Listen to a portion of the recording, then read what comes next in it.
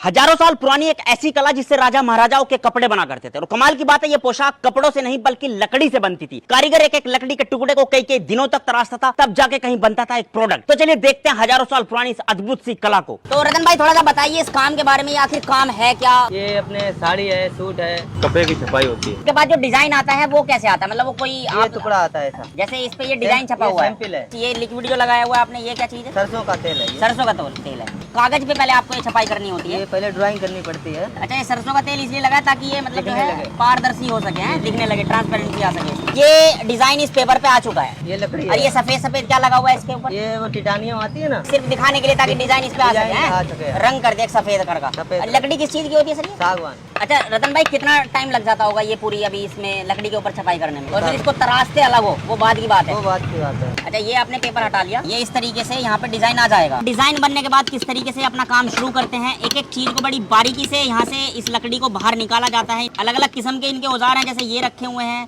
इधर की साइड में रखे हुए हैं बहुत सारे, ऐसी बहुत तमाम तरह के इनके औजार हैं जिनका ये इस्तेमाल करके जो है इस काम को करते हैं। इधर की तरफ एक हमारे चाचा जान और लगे हुए हैं। एक एक डिजाइन जो ये बनाया हुआ, जो फूल पत्ती आपको दिख रही हैं, ये अपने हाथों से तराश कर ये चीजें इन्होंने बनाई हुई हैं।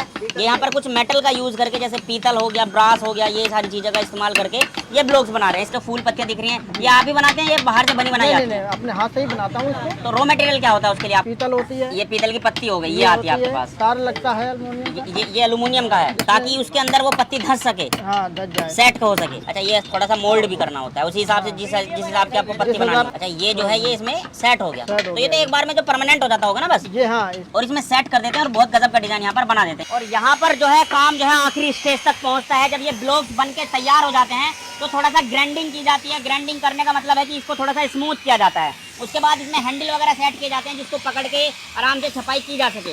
यानी अंदर से बनकर हमारे पास ये इस तरीके से आता है, और यहाँ पर ये पीछे जो है इस तरीके से हैंडल लगा देते हैं ताकि हम आसानी से छपाई कर सकें। कितने तरह के डिजाइन होते होंगे लगभग ये? मतलब अंदाजा कोई है? 100, 50, 200, 1000 कितने भी डिजाइन हो सकते हैं?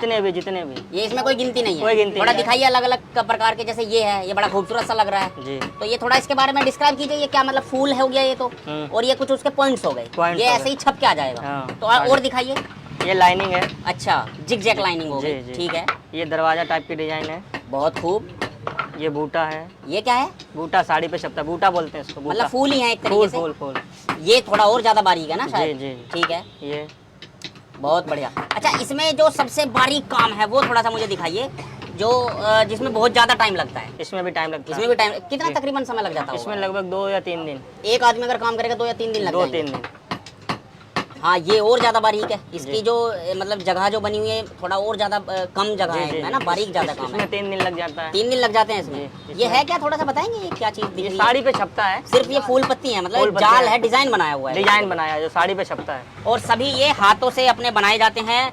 ब्लॉक प्रिंटिंग की जाती है जिससे साड़ियों पे जो छपाई होकर आती है डिजाइन, वो इनसे आती है। यानी ये रंग में डुबोए जाएंगे और फिर छपाई होगी, तब आपके पास तक जो है कपड़ा पहुंचेगा। जी। अच्छा राहुल भाई, अगर मान के चलो किसी को आपसे ये ऑनलाइन ब्लॉग्स बनवाने हो, खरीदने हो, तो वो संपर्क कर सकता है आपसे? जी। कैसे कर सकता है, थोड़ा दिखाइए। ये मेरा मोबाइल नंबर है।